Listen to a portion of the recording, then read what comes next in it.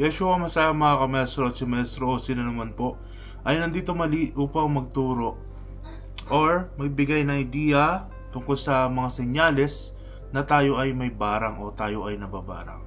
So ito yung hindi pa masyadong na bibigyan ng topic to sa social network at bibigyan ko kayo ng mga senyales na tayo ba ay nababarang, may barang yung kamag-anak natin o pamilya natin, mahal natin sa buhay, kaibigan o sa tayo po mismo. So ito na po, matutungayan natin yung mga senyales at pakinggan po natin to mga kamestro, no? Okay, kasi puro kulam-kulam yung ina-upload, no? So ito naman barang, no? Basahin ko, no? Ang barang ay isang anyo ng kulam o sorcery na pinaniniwalaan ng ilang kultura, lalo na sa Pilipinas. Bagamat walang siyentipikong ebidensya na nagpapatunay sa barang, marami pa rin paniniwala at nakakaramdam ng kakaibang mga sintomas na inuugnay dito. Kung titingnan mula sa pananaw ng mga albularyo, manggagamot o espiritista, narito ang ilang karaniwang senyales o sintomas na inuugnay sa isang taong na barang. Mga karaniwang senyales ng barang ayon sa paniniwala ng mga Pilipino. Pisikal na sintomas, mga pisikal na sintomas. Matinding panghihina ng katawan kahit walang sakit. Ito pa, bigla ang pagsusuka ng mga hindi normal. So, ibig sabihin, yung mga sinusuka mo hindi normal, kagaya ng pagsusuka ng buhok, uod, dugo, pako, at iba pa ayon sa ilang kwento o karanasan.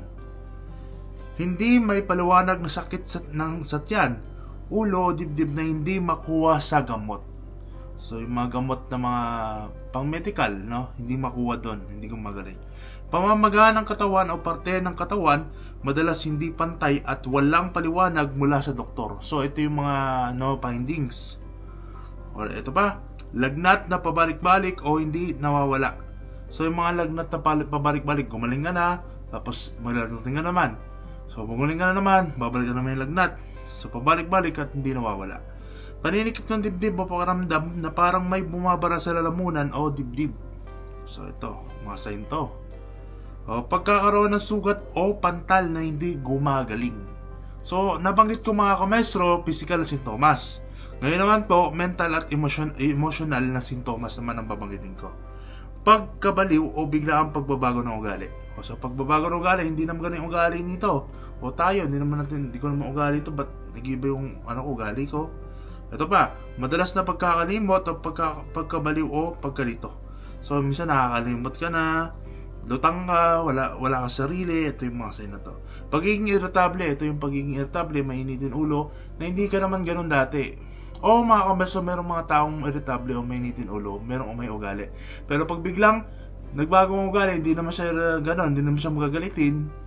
Meron kasi mga tao na magagalitin talaga, madaling magalit. Pero ibang usapan na, kapag mas lalong lumala, o kaya yung tao, hindi naman ganun yung ugali.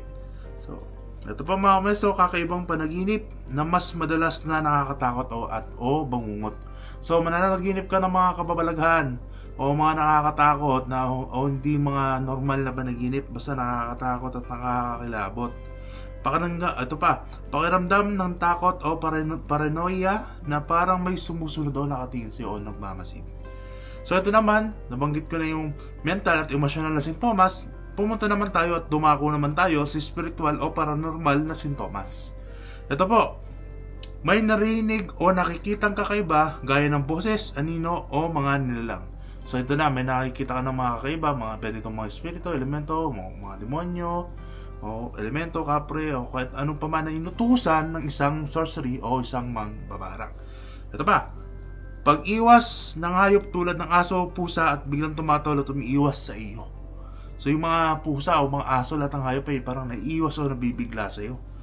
Okay? Kasi yung presensya mo ay kakaiba at nagugulat yung mga aso, yung mga pusa. So hindi ka ayaya at tinatawalan kami sa parang hindi naman sa'yo dati ganun yung aso mo o yung aso ng iba, pero biglang nag-iba yung ugali sa'yo ng mga hayop. So ito naman po, sunod. Hindi ka matingnan sa mata ng ibang tao, lalo na ng mga espiritisyo at albularyo. So ito naman mga kamestro, kapag may barang ka sa isang pasyente, at ako kasi naalala ko, marami na rin akong maging pasyente na binarang. mainit sa paramdam yung yung binabarang. Pag nakikita kong may barang ang tao ay mainit sa paramdam. So, titingnan ko sa mata, nakikita na agad ng mga manggagamot yan. So, ito po. Napapanaginipan ng mga taong may galit sa iyo o paulit-ulit na panaginip ng mga kakaibang nilalang. So, ito, good sign nga ito minsan eh. Minsan, magpapalita sa panaginip mo yung mga kagalit mo. So, mataas ang chance yung napapanaginipan mo na yun, na yun yung nagpabarang sa'yo. So, ito naman, biglang paglala ng buhay o nawawala ng pera, trabaho, relasyon, at iba pa at ng sunod-sunod. So ito pwede itong paghirap, minamalas ka sa buhay, natanggal ka sa trabaho, yung love life mo na maganda naging pangit, o napag-iwalay yung may love problem ka, nagkaroon ng problema sa lahat, sa relasyon, sa love life, sa career, sa health, sa lahat-lahat na perwisyo at na purnada. So ito mga kamestro, paalala, hindi lahat ng sintomas ay bunga ng barang. Maaari ito ay mga senyales ng physical o mental na sakit na kailangan ipasuri sa doktor. So ito nga sabi ko, mas unahin nyo muna yung doktor bago kayo pumunta sa isang manggagamot, no? Kapag wala nang nakita ang isang doktor, ay pwede kayong magpagamot dito. Pwede rin naman magpagamot kayo dito, pero honest, sasabihin ko kapag physical o may spiritual. Pwede rin naman kasing marami kasing pasyente ako. Minsan sa halo meron pang doktor, meron pang spiritual. So ito pa. Marami sa mga nabanggit ay maaaring sintomas rin ng anxiety. Ito nga, hindi natin ito ikikibit-balikat mga kamestro.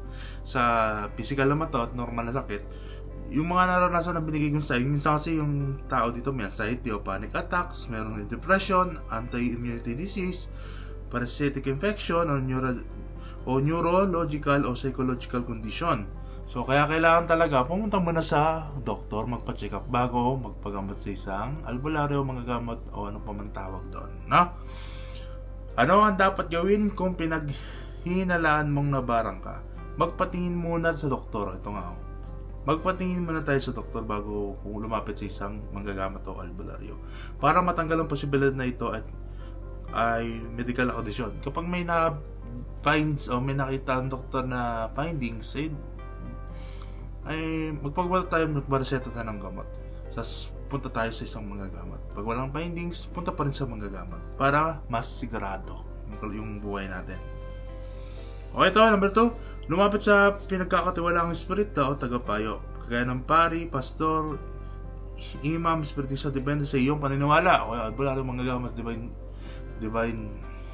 master, divine healer, mga magtatawas. Number 3, iwasan ang mga mapang-abusong manggagamot. Ito, mag-ingat tayo. May mga mapang-abusong manggagamot kasi nananiningil ng sobrang mahal, hindi na makatao. May mga nanamatalat sa paniniwala ng tao para lang kumita. So, meron talaga mga ganyan mga maestro na marunong ka pero natutokso at namemera ng mga pasyenteng gusto lamang gumaling kasi gagawin na lahat para gumaling. So kahit gumastos sila ng malaki talaga, kahit inuutang na nila, walang pakialam ang ibang mga tarantadong ibang mga manggagamot na piniperahan talaga yung mga pasyente. Kawawa talaga. Basta sa words ko kasi nasisira yung mga loyal o mga totoo sa larangan ng mga nag-i-spiritual. So ito po mga maestro, manalangin at magpakalapit sa Diyos, no? Ano man ang reliyon mo, ang spiritual na protection ay galing sa pananampalataya at hindi sa takot.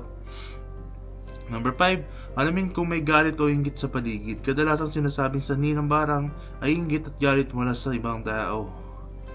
Okay? Ayun na po mga kamestro, sana ay marami kayong natutunan. So, kung may mga senyales na nabanggit ko na ikaw ay nabarang, ay pwede kang magpagmot kay Masosi, pero October 23 pa ulit ang operation o ang ating pagbabalik sa page kasi nagpahinga man na tayo, no? October 23 ang balik natin, no? Bali nag-live kami ng 7 days, kailangan namin ipahinga ang sarili namin upang sa ganun ay makapaglingkod kami ng buo at tapat at solidong paglilingkod sa inyo. Okay? Mga kabasa, paalam po, upload muna ako, resist lang, ganyan lang. Pero hindi mo na tayo magre-reply. Pasensya na guys, hindi kami nagre-reply sa mga message nyo at sa inbox, sa mga comment, kasi kailangan talaga namin pahinga. Salamat po mga kabasa, hanggang sa mali, paalam.